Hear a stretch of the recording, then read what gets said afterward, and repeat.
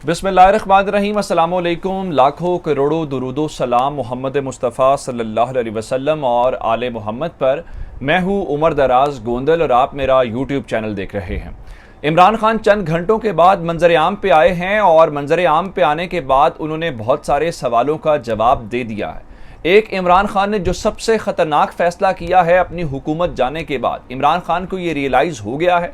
एक ट्वीट भी उन्होंने जारी किया है जिसके ज़रिए ये पता चल गया है कि इमरान खान ने ये दिली तौर पे और हर लिहाज से अब तस्लीम कर लिया है कि अब हुकूमत तो चली गई है, जो नई आने वाली हुकूमत है या जो हुकूमत बनने जा रही है उस हुकूमत के हवाले से और इस पूरे सिस्टम के हवाले से, जिन्होंने रात को अदालतें लगाई, जिन्होंने जो है इस पूरे के पूरे सिस्टम के अंदर न्यूट्रल रहे, इस सारे सिस्टम के हवाले से इमरान खान ने कुछ ऐसे फैसले किए हैं जिस फैसले का उन्होंने ऐलान किया है, जिसके हवाले से मैं आपको ये बता सकता हूं कि पूरा सिस्टम इस वक्त सकते में है और पूरा सिस्टम हिलता हुआ नजर आ रहा है।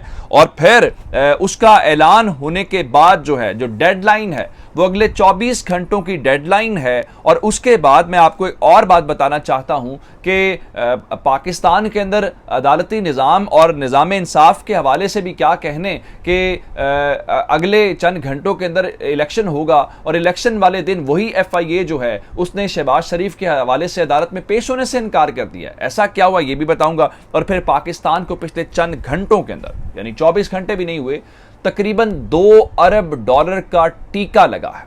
इसका रिस्पॉन्सिबल कौन है, इसकी जिम्मेदारी किस पे आएगी और आइंदा आने वाले चंद दिनों के अंदर जो असरात होंगे उसका जवाब कौन देगा। और फिर जो है इस वक्त ये जो सारे लोग कह रहे हैं कि सिस्टम एक बार हिल जाएगा और हिलता हुआ नजर आ रहा है, उस हवाले से क्या ये लोग तैयार हैं और इमरान खान उसके ऊपर डटे रहेंगे, कोई यू टर्न तो नहीं लेंगे? सारे तहरीक इंसाफ के लोग उनके इस मामले के ऊपर साथ हैं। ये डिटेल्स आपको देनी है इस वीडियो के अंदर, लेकिन अगर आपने अभी तक चैनल सब्सक्राइब नहीं किया और आप चाहते हैं कि आपको मुस्तनद और बर वक्त खबरें मिलती रहें तो हमारा चैनल सब्सक्राइब कर लीजिए, बेल आइकन के ऊपर क्लिक कर लीजिए ताकि हमारी आइंदा आने वाली वीडियोस बर वक्त आप तक पहुंच रहे। जनाब इमरान खान मंजर आम पे आए, बहुत सारे सवालों के जवाब मिल गए हैं। और सबसे पहले तो ये कहा गया जी मुल्क के वज़ीर आज़म को थप्पड़ मारा गया है और थप्पड़ मारने के बाद किया गया कि रात चूँकि उनके साथ कुछ ऐसे वाक़यात पेश आए हैं कि उन वाक़यात के अंदर इमरान खान के जो चेहरे की हालत है वो ऐसी हो गई है और इमरान खान कुछ दिन तो मंजर आम पे और किसी के सामने आने के काबिल नहीं होंगे। और फिर हामिद मीर ने आज जियो के ऊपर बैठ के कहा जी आपने देखा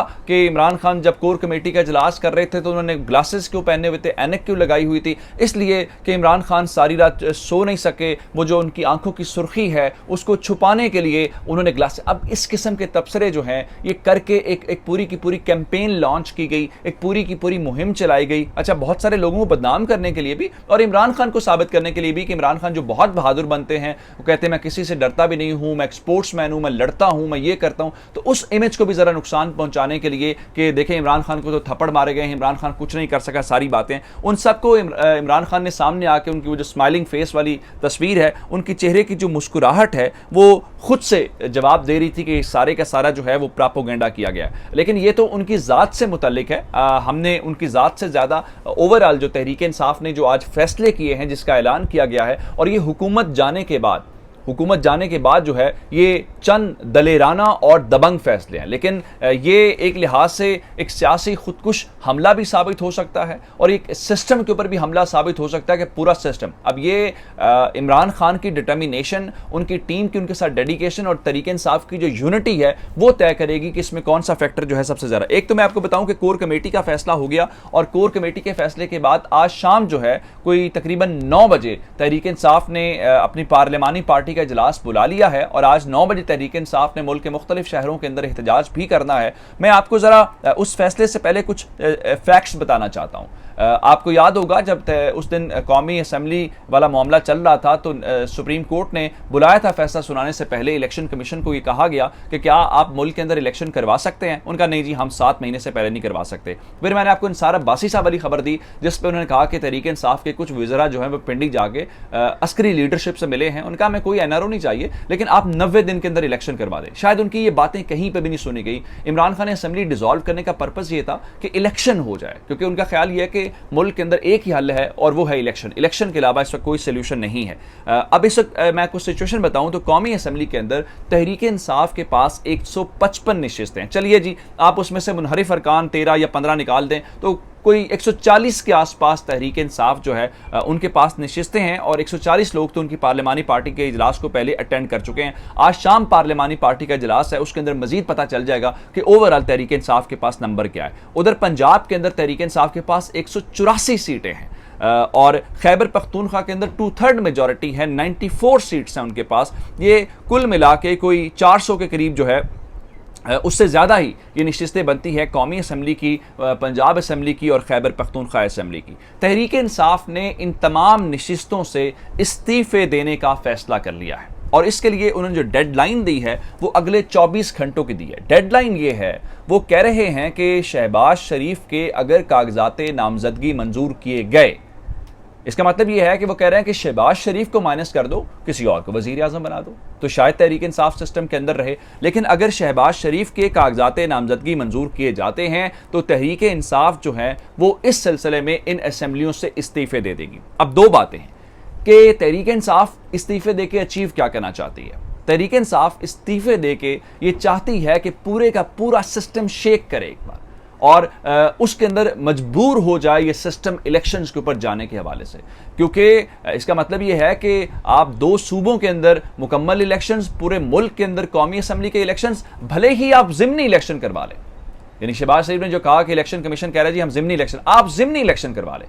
400 नशिस्तों के ऊपर अगले 3 महीने मुल्क के अंदर इलेक्शंस हों, भले ही ज़िमनी इलेक्शंस हों, हल उसमें तहरीक इंसाफ बाइकआउट कर दे उन इलेक्शंस का। आप मुझे ये बताइए, क्या मुल्क की मईशत चल सकती है? क्या मुल्क का निज़ामी हुकूमत चल सकता है? हुकूमत अपने काम के ऊपर फोकस करेगी या इलेक्शंस के ऊपर फोकस करेगी? इससे आप अंदाजा करें कि पूरे का पूरा जो सिस्टम है वो नहीं चल सकता। और कामरान खान साहब ने ट्वीट किया है कि असल में ये निज़ाम का जो है वो एक आजमाइश होगी। लेकिन बहुत सारे लोग कह रहे हैं कि तहरीक इंसाफ के अंदर भी लोग इसकी मुखालफत कर रहे हैं कि इस्तीफों के ऊपर नहीं जाना चाहिए। ये साल इलेक्शन का साल है और 2022 अक्टूबर के अंदर इलेक्शन एक्सपेक्टेड है, जो राना सनाउल्लाह दीगर लोग भी कह रहे हैं।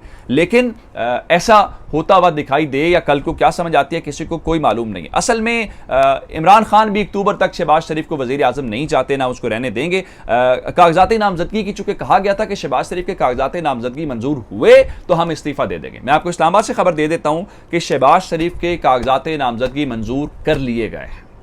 उनके मुकाबले में तहरीक इंसाफ ने शाह महमूद कुरैशी को, जो वाइस चेयरमैन है, उनको जो है वहाँ पे नॉमिनेट किया है उनके मुकाबले में कैंडिडेट के तौर पे, क्योंकि उन्होंने कहा जी इस्तीफे हम देंगे अगर ये कागजात नामजदगी मंजूर होते हैं, इलेक्शन हो जाता है, शहबाज शरीफ प्राइम मिनिस्टर इलेक्ट हो जाते हैं, तो हम कल से इस्तीफे देने का जो सिलसिला शुरू कर देंगे। और मेरी खबर के मुताबिक तहरीक इंसाफ के बहुत सारे अरकान के पहले ही इस्तीफे इमरान खान के पास जमा है, जो तकरीबन 140 अरकान है। अब तारीख का आप ये सबक देखिए कि शहबाज शरीफ साहब जो हैं उनके तजवीज़ कुनिंदा आसिफ जरदारी हैं, उनके तायद कुनिंदा जो हैं कागजात नामजदगी के अंदर बिलावल भुट्टो जरदारी हैं। ये भी तारीख का क्या ही इंतकाम है, इसलिए कहते हैं कि जमहूरियत बेहतरीन इंतकाम है जो इनसे इंतकाम लिया जा रहा है। अब कल आप देखें, कल 11 अप्रैल को जब वजीर आजम का इलेक्शन हो रहा होगा, शहबाज शरीफ उसके अंदर कैंडिडेट होंगे, तो लाहौर की स्पेशल कोर्ट के अंदर मनी लॉन्ड्रिंग केस के अंदर शहबाज शरीफ के ऊपर उस वक्त फर्द जुर्म आयद होनी है।